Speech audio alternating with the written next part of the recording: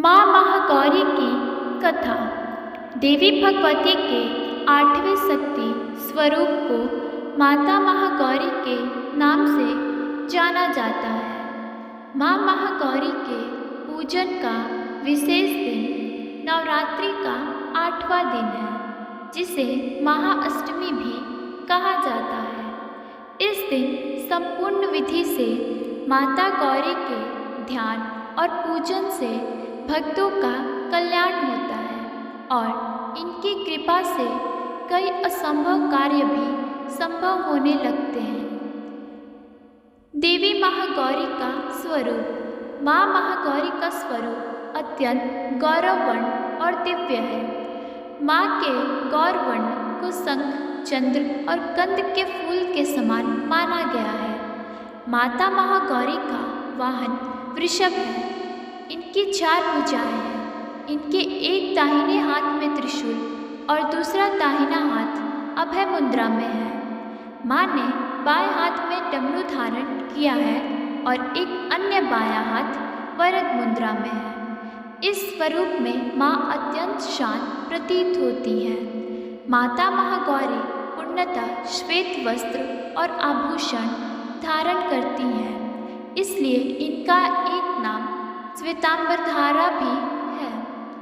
माँ गौरी की उत्पत्ति की कथा। पुराणों में वर्णन है कि अपने बाल्यकाल से ही माता पार्वती मन ही मन भगवान शिव को अपना पति मान चुकी थी।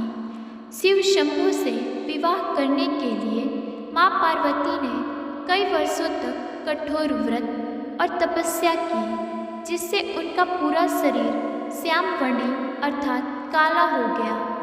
और फिर एक समय ऐसा आया जब भगवान शिव माँ पार्वती की कठिन तपस्या से प्रसन्न हुए और उन्हें पति रूप में स्वीकार कर लिया। इस तरह माँ पार्वती की अपने मनवांछित वर को पाने की तपस्या पूर्ण हुई और तत्पश्चात माँ ने गंगा जल से स्नान कर स्वयं को शुद्ध किया।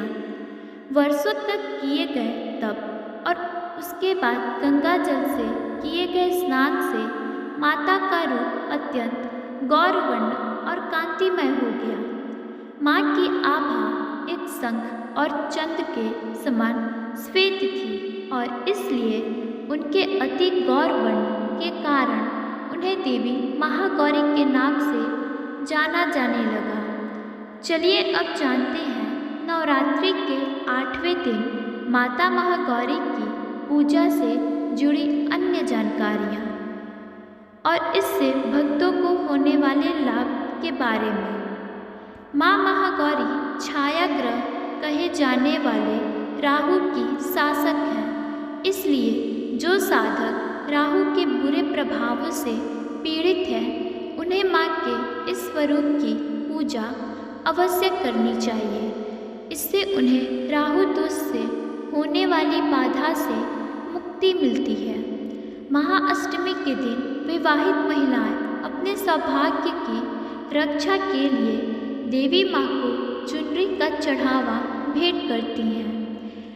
महाअष्टमी के दिन बहुत से घरों में कन्या पूजन भी किया जाता है।